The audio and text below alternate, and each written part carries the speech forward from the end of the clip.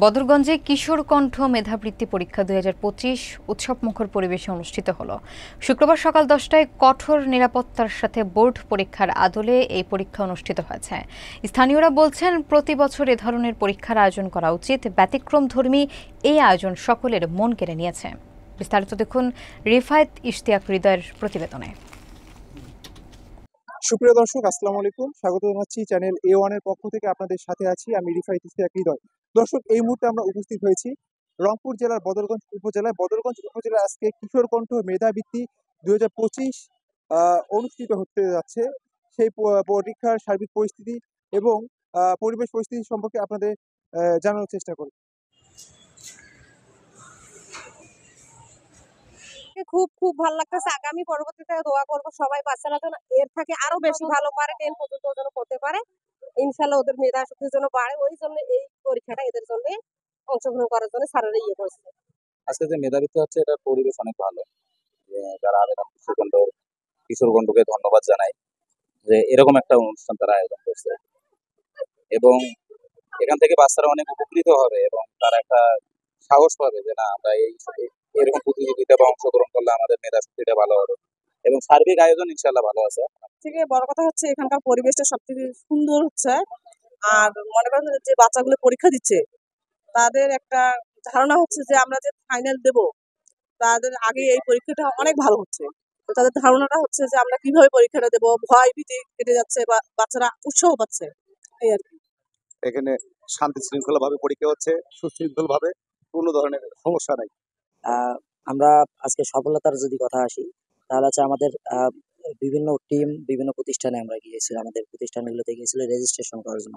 এখানে রেজিস্ট্রেশন করার সময় অনেকেই সাড়া পেয়েছি আমরা অনেক বেশি, কিন্তু অনেকেই ভীত সন্ত্রস্ত হয়ে যে আমাদের রেজিস্ট্রেশন করা ধোকা খাবো কিনা এ ধরনের চিন্তা ভাবনা মনোভাব করে যারা আসলে পরীক্ষা দেয়নি, তাদের দিকে তাকালেই আমরা বুঝতে পারি যে আসলে আমরা কতটুকু সফল। তারা এখন এই মুহূর্তে এসে মানে আফসোস করতেছে যে হ্যাঁ, আমরা যদি পরীক্ষা দিতে পারতাম, আমরা যদি অংশগ্রহণ করতে পারতাম, তাহলে আমাদের জন্য আমাদের মেধাগুলোকে আমরা বিবেচিত করতে পারতাম। এই জায়গা থেকে আমরা মনে করি যে আমরা 100% সফল। এতটুকু আমরা মানে আশা ব্যক্ত করছি আর কি, যে শিক্ষার্থীরা এখানে যে উৎসব মুখর পরিবেশে আসছে।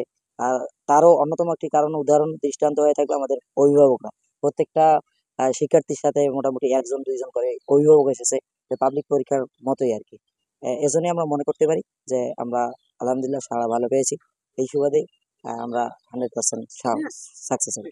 কিশোর কণ্ঠ মেধাবৃত্তি পরীক্ষা ২০২৫ এখানে প্রায় ৩টি কেন্দ্রে পরীক্ষা অনুষ্ঠিত হচ্ছে। আমি কেন্দ্র সচিবের দায়িত্ব পালন করছি।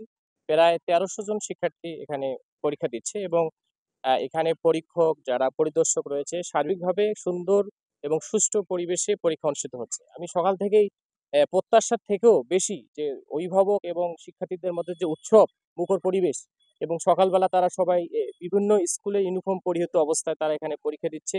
গোটা বদরগঞ্জে আজকে একটা উৎসব মুখর পরিবেশ বিরাজ করছে এই কিশোর কণ্ঠ মেধাবৃত্তি পরীক্ষাকে কেন্দ্র করে। এবং কিশোর কণ্ঠ মেধাবৃত্তি পরীক্ষার এই আয়োজনের মাধ্যমে মেধাবীদের উচ্ছ্বসিত করা হচ্ছে, এবং মেধা বিকাশের জন্য এটা একটা মাইলফলক হিসেবে কাজ করবে। এবং সামনের দিনে আরো বিভিন্ন প্রতিষ্ঠান এরকম মেধার যে উদ্বুদ্ধ করা, এই কাজগুলো আরো বেশি বেশি করবে বলে আমি প্রত্যাশা করছি।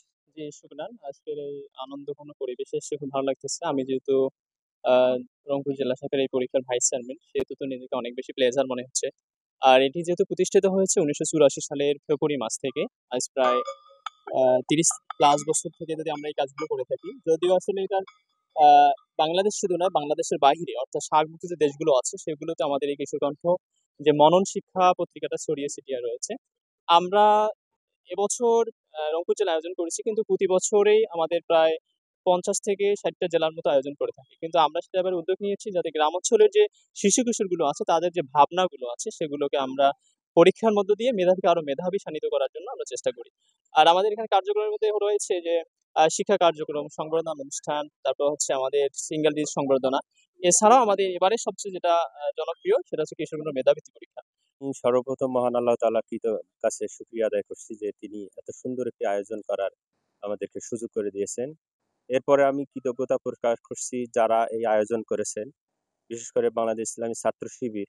আসলে তারা যে একটা সাধারণ ছাত্রছাত্রীদের কাছে যে একটা গ্রহণযোগ্য একটা ছাত্র সংগঠন, এটাই হলো তার প্রমাণ। ব্যাপারটা হলো যে আজকের এই আয়োজনটা খুবই মনোমুগ্ধকর এবং সুন্দর পরিবেশে মনে হচ্ছে এবং সব শিক্ষা প্রতিষ্ঠানে যেভাবে উৎসব মুখর একটা আনন্দমুখর পরিবেশে হচ্ছে এবং ছাত্রছাত্রী গার্জেন মহল তাদেরকে আমরা আমাদের পক্ষ থেকে মোবারকবাদ জানাচ্ছি। এখানে আমাদের সম্মানিত মজলুম জননেতা এটিএম আজিজুল ইসলাম আসছিলেন, তিনি এখানে প্রদর্শন করে গিয়েছেন। ছাত্র এবং ছাত্রীদের শিক্ষার্থী বান্ধব একটা পরিবেশ তৈরি করার জন্য বাংলাদেশে একটি নতুন বাংলাদেশ তৈরির জন্য এটা ভালো উদ্যোগ। এটা কিশোর কণ্ঠ যে উদ্যোগ নিয়েছে এটা আমরা সাধুবাদ জানাচ্ছি এবং স্বতঃস্ফূর্তভাবে বদরগঞ্জে 1301 জন শিক্ষার্থী স্বতঃস্ফূর্তভাবে তারা এখানে অংশগ্রহণ করেছেন। এটা রংপুর জেলার মধ্যে সর্বোচ্চ বেশি। বদরগঞ্জে আমরা মনে করি যে আমাদের জন্য বড় অর্জন। এটাকে আমরা বিশেষ করে মেধাবৃত্তির মাধ্যমে মেধাভিত্তিক বাংলাদেশ আমরা গড়তে চাই এবং কিশোর খণ্ড যে পরিকল্পনা নিয়েছে আমরা এটাকে আবারও আমরা সাধুবাদ জানাচ্ছি। আমরা বদরগঞ্জটাকে একটি শিক্ষার্থী বান্ধব এবং সুন্দর পরিবেশের মাধ্যমে একটি যে পরিবেশটা আসছে সবাইকে নিয়ে একটি নব গঠিত আপনার সুন্দর একটি মানবিক বাংলাদেশ গড়ার জন্য আজকের এই আয়োজনটাকে আমরা সাধুবাদ জানাচ্ছি এবং সফলতা কামনা করছি।